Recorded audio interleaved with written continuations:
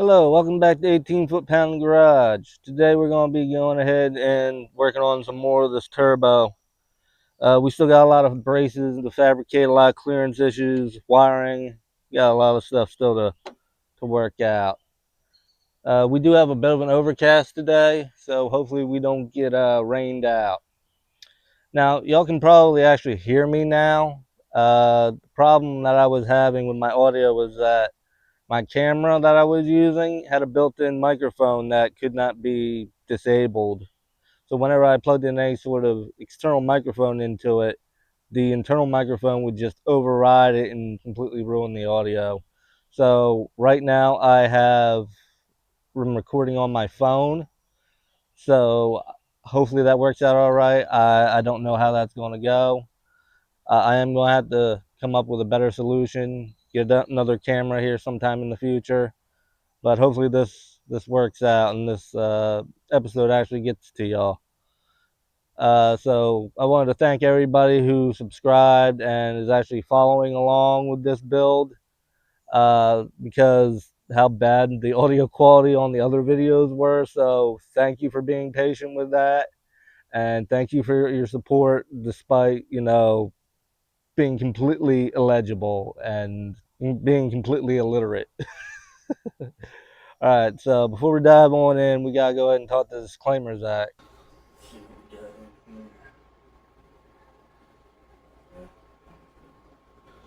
What are you doing here? No, you can't have any food. But what you can have is a warning. 18 foot-pound garage is not liable for any death, injury, self-harm, loss of marriage that will occur if you do what we do in this video. Your discretion is advised. Do as I say, not as I do. Now get out of my house. Now that we talked the Disclaimers Act, let's go ahead and get on into it. And of course, as soon as I say anything about rain, we got a few sprinkles here coming down. I think maybe y'all can see them. But hopefully we don't get rained out. If we do, we'll just get back to it another day. Well, it won't be another day for you guys, but it will be for me. So the first thing I want to go ahead and do here is get this turbo clocked and take this and move it down so that we can actually hopefully be able to close this hood. If we got to cut some kind of hole or something, or change the bracing here on the bash the bracing on the hood here, we will. But I want to try to avoid doing that if possible. So let's go ahead and get that taken care of.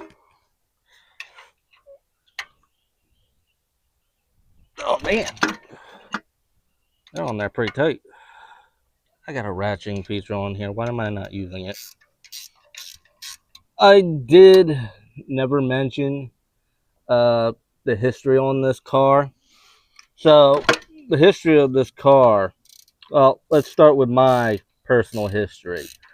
When I was a kid, the first car that my parents ever owned that I remember was an 87 Mercury Cougar, just like this. The only difference between this one when it was stock, and the one that my parents had was that the one that my parents had was a champagne gold color, and it had the matching interior. This one was black with gray interior, which I've redone the interior on it. If you've seen the past videos, you'll see that. So this car, the 87 Mercury Cougar, was the first car that that got me into cars. It gave me a passion for cars. I don't know why. My dad wasn't any sort of like a mechanic or anything like that. He would work on the car and stuff like that and do the best he can, but he by no means was any form of had really any form of automotive skill set. He was actually uh, a painter, was primarily his forte. So given that, when this car popped up on Facebook Marketplace, I had to have it. As this, other than this, a DeLorean, 81 DeLorean would actually be my dream car. So Hopefully one day I'll get to own a DeLorean and y'all can see that, but this is pretty much kind of like my dream car here, honestly. So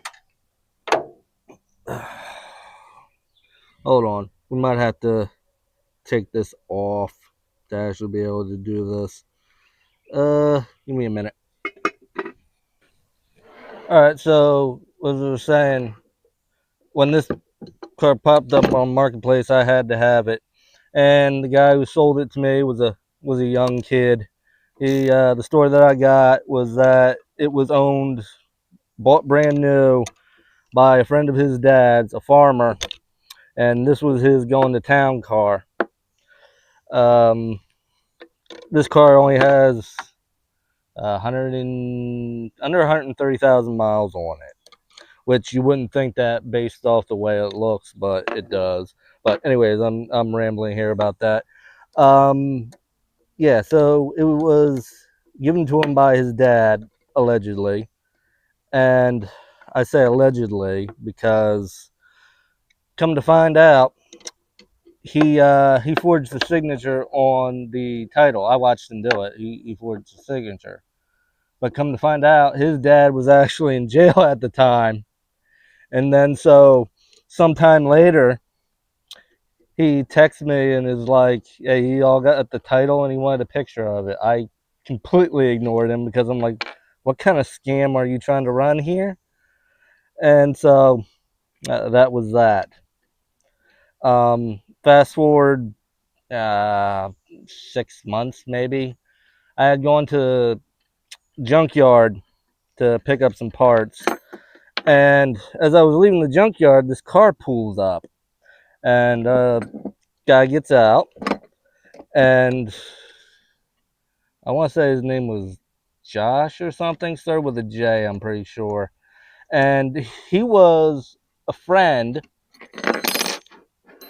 of he was the friend of the guy who sold me the car. They had a falling out. He actually wanted to buy the car from the guy, but during that time they had a falling out, and I had bought the car first. And so the story he gave me a bit more information about the car.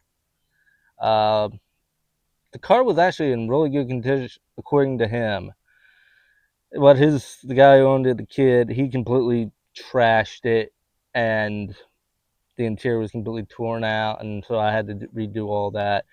The engine in it, when I got it, he said it had a blown head gasket, and he replaced the one side, which he did. Uh, but so I went in to go do the other side, and I get the other side off, and it's not just a head, or not just a head gasket.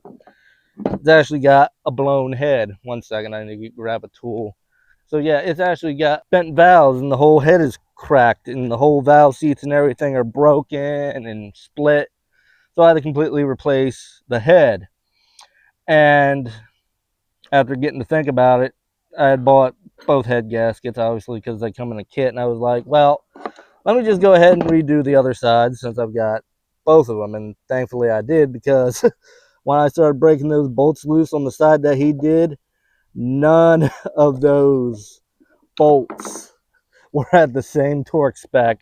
It was something else there, I tell you. So yeah, but unfortunately, that engine, well, I say unfortunately, only because it was the V6 was actually all right when it was running, not blowing head gaskets. 1 minute, I have to grab another tool, but I'll continue talking to y'all.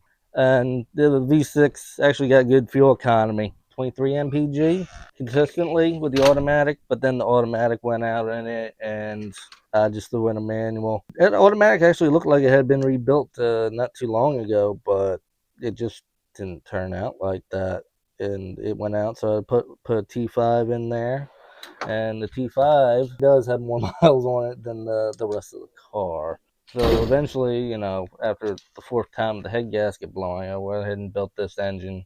told y'all about that in the last video. So I'm just gonna go ahead and finish this turbo off here, and then I'll talk to y'all once I get that done. We're definitely gonna have to do some work here on this bracket, get the line up here with this. I don't know, just beating it with a big ass hammer will work or not. Let's try it.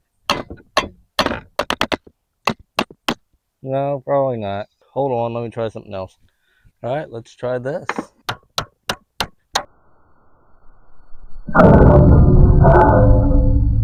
Hold on.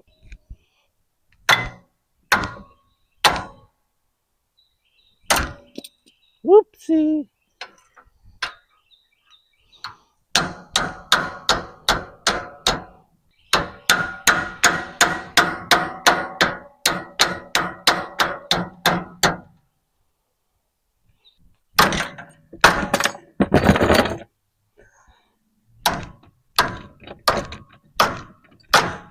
You know, we're doing bending the shit out of everything else.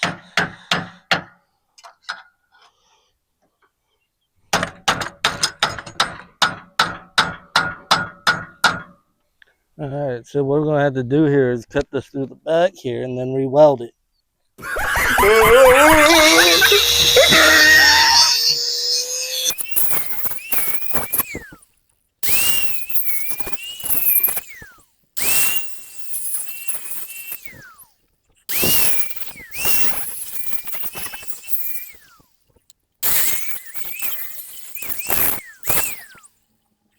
Well, that didn't quite exactly work as I had planned, but hopefully that'll work.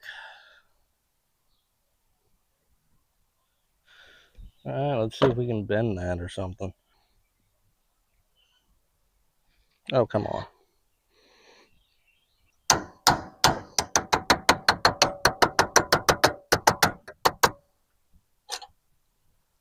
I'm really just going to end up fucking this bracket up, aren't I? Alright, I'll just get back to y'all once I figured this out. Alright, so this is what I ended up coming up with. I went ahead and I cut the bracket, then re-welded it on a different angle so that I can go ahead and get this connected. Now moving this over here, I am going to have to get a longer piece of hose to run from here to here. But other than that, that will work for what I need. Alright, so coming back over here to the car. You'll see how that's basically touching the wire. I can lift it up a little bit, which is what I think I'm going to do. When especially when I put the braces in there, they're going to run from the right there to up there. But also I want to clearance that a little bit more. So let me show y'all how I'm going to do that.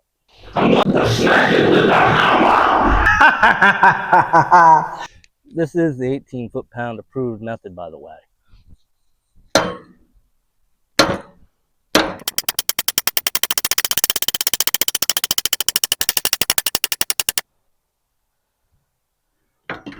And then now, just like that, now we have plenty of clearance. All right, let's see if the hood closes. Here it starts pouring down rain. Yep, closes just right. Here we are, a minute later, and just like that, it's basically stopped raining. So basically all I did for a brace was just weld in a old head stud, cut the top off of it, and then weld an exhaust hanger to it. And that's our brace right there. Well, the rain started coming down again, so I guess I'm going to go ahead and take a lunch break. See y'all maybe again today if it stops raining. Well, I'm headed out to go get some lunch and go to the hardware store and pick up some pieces. I think God said your content is trash, you need to stop making it. Alright, well, I'm back with lunch. And look, it's not raining. So I guess God said my content isn't trash after all. It's still trash, isn't it? Anyways, I picked up some stuff from... No, these were on sale. They tried to charge me full price for it, but I said nope. Then we just got some bolts. We got 4 of these bolts to mount the turbo with, and then I picked up a bunch of these little bolts here that we're going to weld the places and use as eyelets for zip ties. All right, so now we need to go ahead and weld on those eyelets I was talking about to hold the spark plugs out of the way so that they don't get caught on the exhaust and burn up. I've already taken the liberty of marking them, so I'm just going to go ahead and grind them down real quick.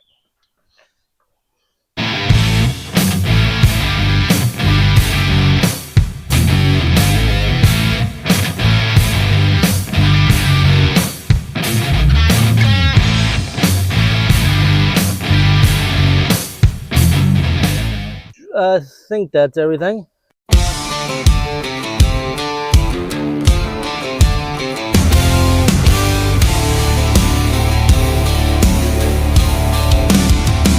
was raised in the rust, built tough as nails. Alright, so coming up here for these next scenes, I realized that something had happened with my audio and I didn't have any. So I'm going to try to do a voiceover in the scenes to try to tell you what I had said. Alright, and here's the finished product.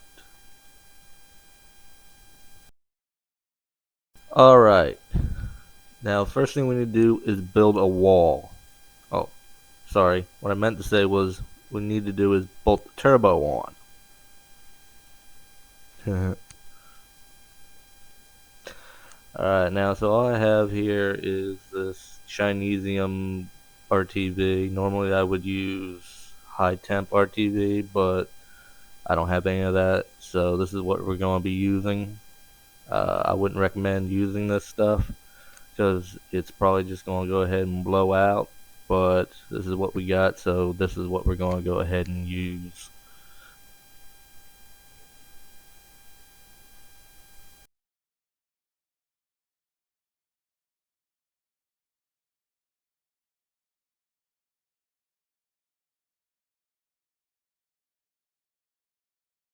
Now I am using a very liberal amount here, just so we make sure we got good coverage.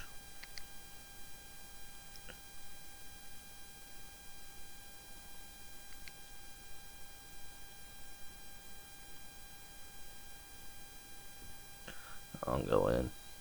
I think I'll have to get back to y'all with this one. I'll be back in a minute once I figured this out. Alright, so what I had to do here was weld the studs directly into the mount there. So what we need to do here is go ahead and put an exhaust clamp on that. I'm just talking about how I had to weld those nuts on, or those studs into the bottom there, so that I could get everything lined up properly the way I needed it.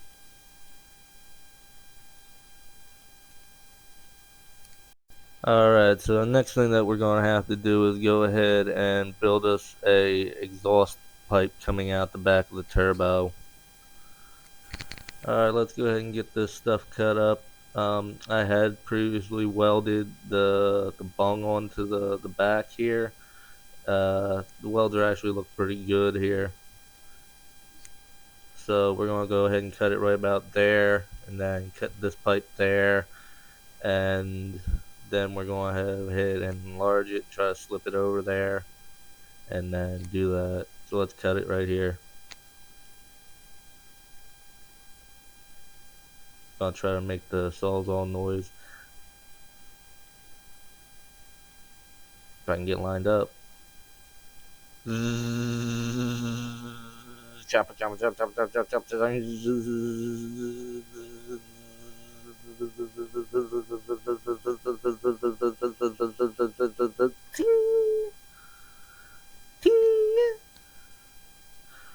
Alright, now on to, let's get that out of our way and let's go ahead and move on to this one, apparently.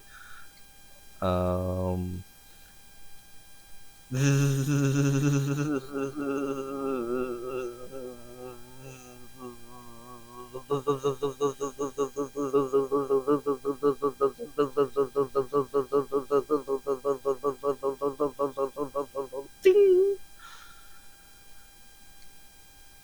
right, we got that cut up. All right, well, I tried to get a shot of me welding this up in the rain, but for some reason I recorded 22 seconds of it, so that's not usable. But here we are. Turbo is definitely officially in the car now.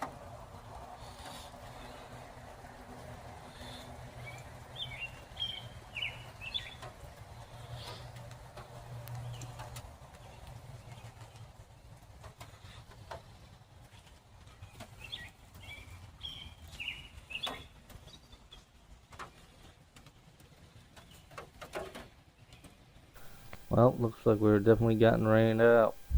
Look at that rain coming down out there. Got an absolute lake. Well, I guess I'll see y'all tomorrow. Welcome back. It's the next day. And do you see what I see? I can see clearly now the rain has gone. Hopefully it stays away. But I have a feeling that it won't. So, what are we going to do next? Well, unfortunately, I have some bad news. Now, don't cry yet. Don't cry yet. I'm the one who should be doing the crying. Because, well, I'm primarily the one that has to do the work. Who am I kidding? Y'all don't do anything. Y'all are just here for the lulz. We're going to go ahead and take the turbo off and drop the exhaust because, well, we got to clearance some things. And y'all know how we're going to go about doing that. Smash it with the hammer! That's right. So, alright, while y'all were away, I came up with this little spacer system to make this tube long enough. If it works, is it really dumb? So yeah, I'm just gonna go ahead and take all this off here and then show y'all when I'm done.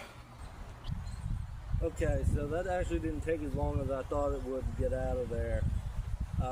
We are going to have to bash this a lot. I mean a lot more than we did on the last one because we had the lower radiator hose rubbing right here. You can see where there's no rust. That's where we have to hit, and that's where we have to clearance so that we don't burn a hole in the radiator hose and, you know, die. So let's go ahead and get to that.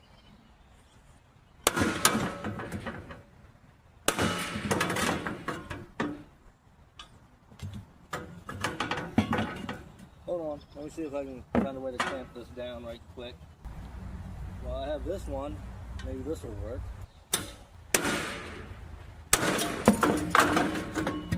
Nope.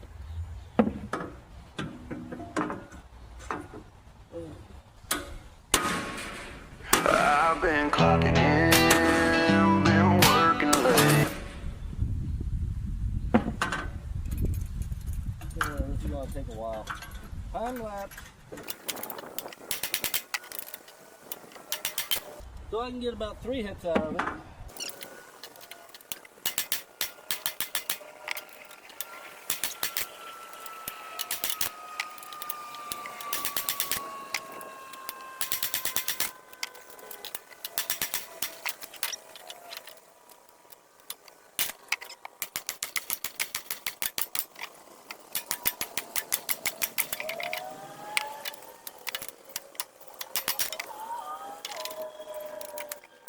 Smash it with the hammer!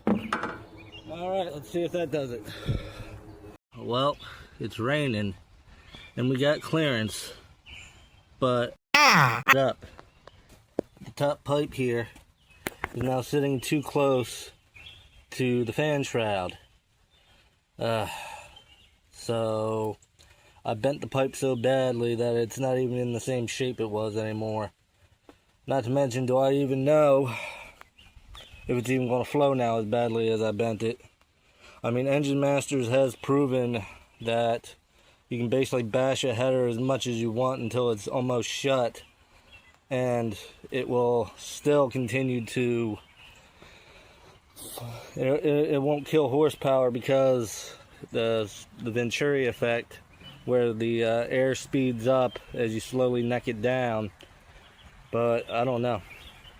Whenever it stops raining, I'm probably just going to have to cut the pipe and re-weld it so it sits how I need it to, because I'm just making it worse.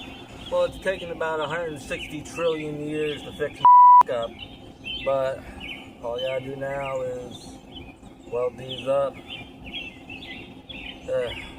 Like I said in the disclaimer, don't do what I do.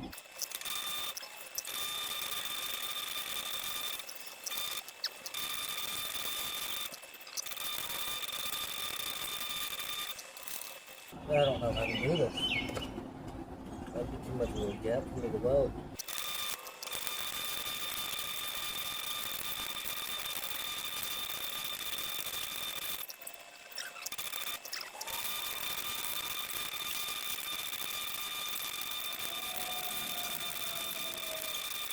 When you're welding these kind of big gaps like this, you just kind of work it around and drill around the edge, and you keep working in circles until you build up something that you can cover the gap with.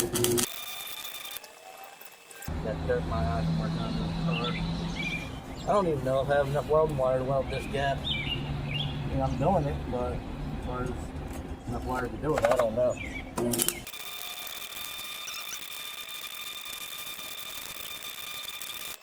Let me check and see how much wire I actually have left.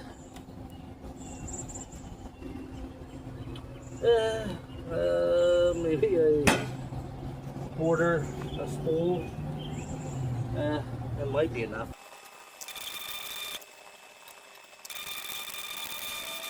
Don't really want to weld directly on the edge, just a little bit near the edge, so that you can go ahead and build a gap, build up enough material that you can start welding the gap, otherwise it'll just foam right through.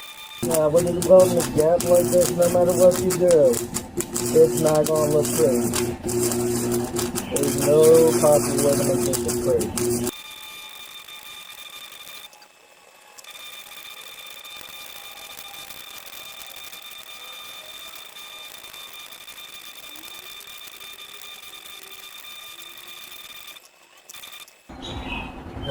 Now, like I said, that ain't pretty. But the gap is primarily welded. A few little pinholes and stuff you want to take care of.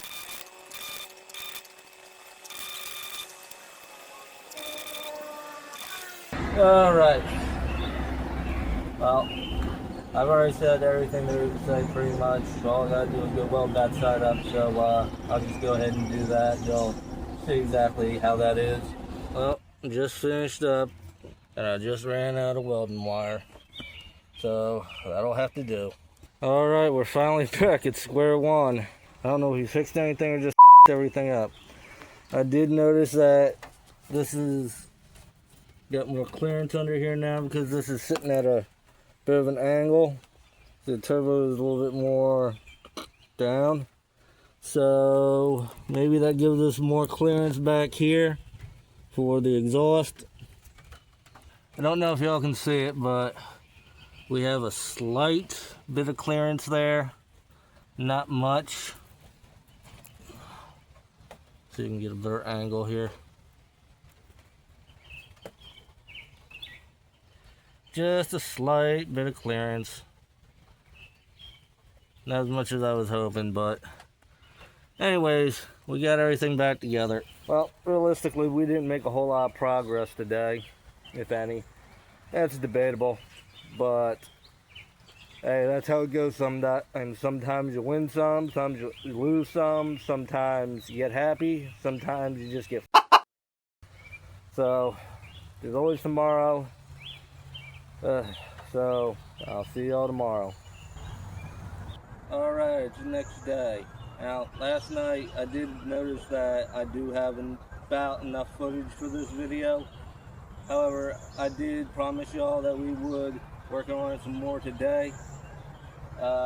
So for the rest of this video, we're going to just go ahead and do the wiring and plumb up the turbo.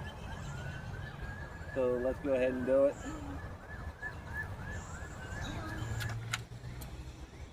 Alright, so the first thing I want to do is go ahead and wrap some Teflon around here.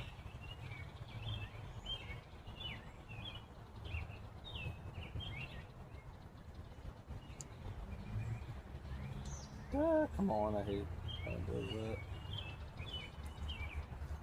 Now, I learned back when I was working for a company called BFPE, which is a company that does fire suppression systems, to roll it on like this. Because before I used to roll it on with the wheel facing the other way, and then it would just cause a mess.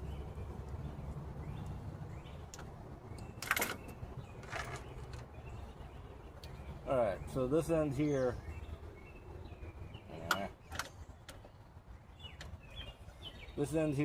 plugs into the bottom of the turbo. This is your return line. I am planning on hooking the other end to the front drain plug, because on this has two plugs, one for the front sump, one for the back sump. And the only reason why this engine has a front sump is because the way it sits in the car, it has to come up like this to clear the cross member, and you have to have that front sump in order to have room for the oil pump. So that's the only reason why there's a front sump in the first place. So we're just going to feed it back into the pan through the front sump.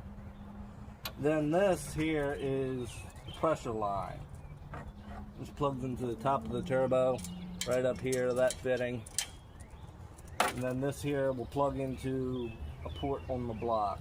Now, I do have a port in mind. I don't know if it is the same thread pitch and size as this. Probably not. So we're gonna, if it doesn't, what I'm planning on doing is buying like one of them long bolts, and then just welding it directly to the block and then screwing this into that.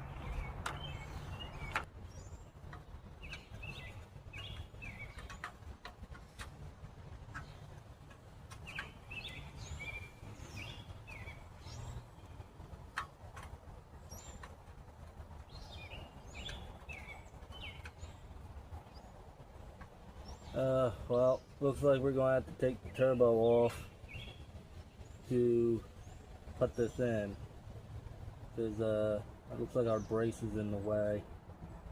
Alright, let me go ahead and do that real quick. Alright, so I've taken out the two nuts here that hold the turbo onto the brace, and so let's just go ahead and pull it on out. Go ahead and pull it on out.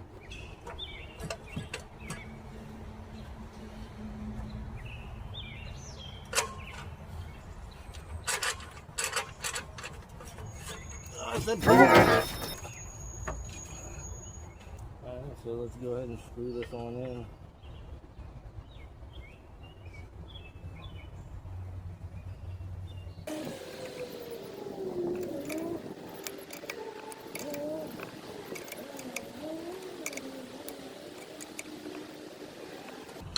Try to tighten these down as much as possible so that you get a little bit of clearance, hopefully, against the brace.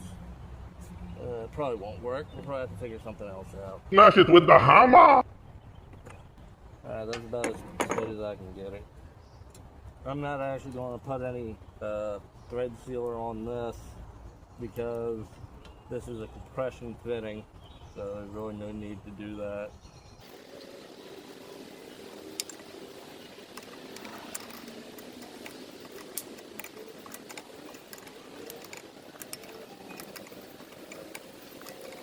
I'm just going to tighten this down so that one there starts spinning, because this is actually a rotator on there. Alright. That's pretty good. Alright, so it looks like we're going to have to cut a chunk out of that brace, that bracket there, so that we can go ahead and clearance this. Alright, so when we're cutting this, we don't want to try to cut all the way down to here because the hole is right here at the bottom, so we don't want to slice through that. So we want to probably keep it just under this little notch right here. Set it there and across.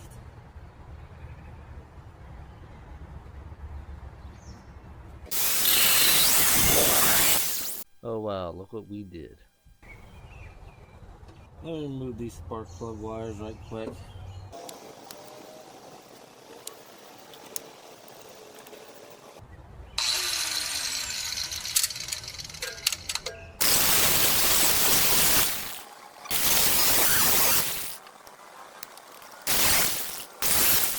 Alright, I'm gonna get all this back the way it was and see you then.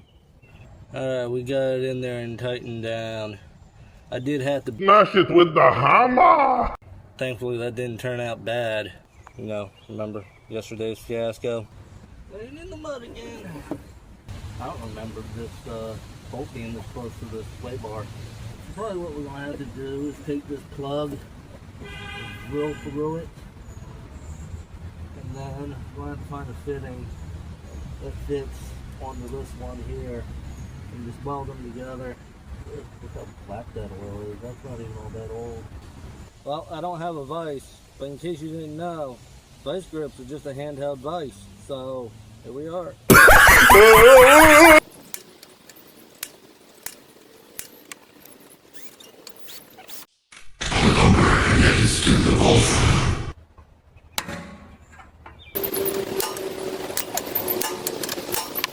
I'll make sure you have a good dimple started so that this doesn't walk around.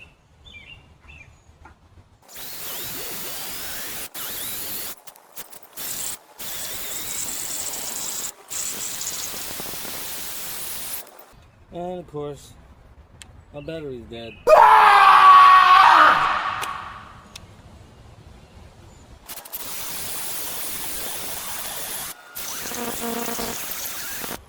I think I probably need to put some lube on that. Ooh, look how hot that is.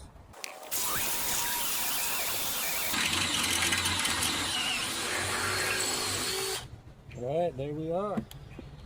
Woo! Even the drill bit's smoking. Okay, so the place that I wanted to run the pressure line to, I can't get to now because I put the headers and everything on here. So the only other place is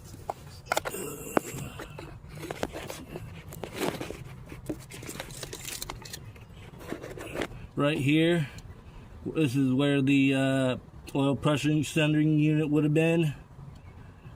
But this doesn't have that hooked up, so I don't need it because I'm going to run a aftermarket gauge. So all I got to do is take this out, find a bolt that will fit, and then drill and tap it so that we can fit that fitting into. What I discovered is that this here is basically the same size as this, but they have a slightly different size and it's definitely a different thread pitch. So what I decided to do is cut this off, drill it, and then weld it onto here. Alright, and there's our pressure hose. What we gotta do now is do the return side. So I gotta go to hardware store somewhere and get some fittings. Oh, and yes, this does clear because it tucks right up inside the hood scoop there. Okay, this is what I came up with. This is a 7/8 bolt. The thread pattern is not correct, however the size is. So what I'm going to do is I'm just going to drill it, and then I'm going to force it in with the impact, and then I'm going to go ahead and cut it pretty short, just have a little bit sticking out so I can weld it, and that will be our connection. Oh, and wouldn't you know it, the storm clouds are moving in again. Will the rain ever stop? Alright, now I am using a bigger drill bit for this so that when we weld it together, it will line up with that hole that I drilled in the bolt, the plug, no matter how we get it welded on there.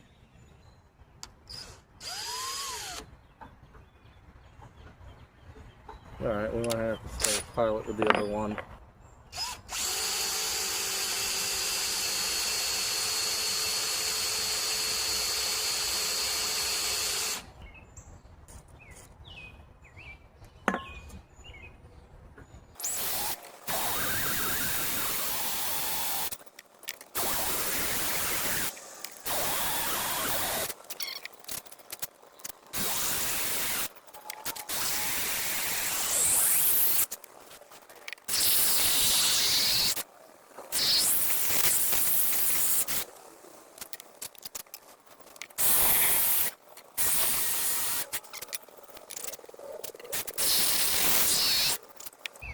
Yeah, this isn't even really working. This is gonna take a while.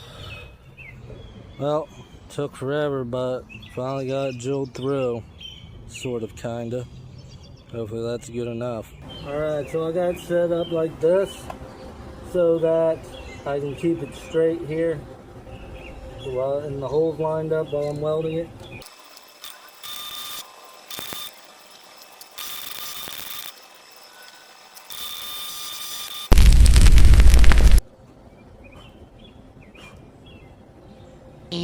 Fellow, when you set things on fire. Ooh. Okay, that's not good to breathe. I didn't have any brake clean when I was cleaning that up, so it still had WD-40 in it, and so those fumes are, whew, they're noxious. Those are not safe to breathe. But hey, I'm a smoker, right? I'm fine.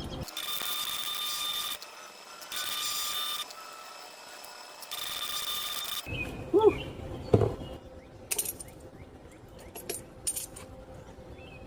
Whew, I'm lightheaded after that. I gotta tell you, kind of smells like pancakes. I discovered that won't go in without removing the sway bar, and so I decided we're not gonna do that tonight. We'll pick that up on another day. Well, I think that's going to about do it for today, fellows. We're going to go ahead and pick back up on this next time. If you like this content, go ahead and like it, subscribe. Until next time, hit me like one of your French girls.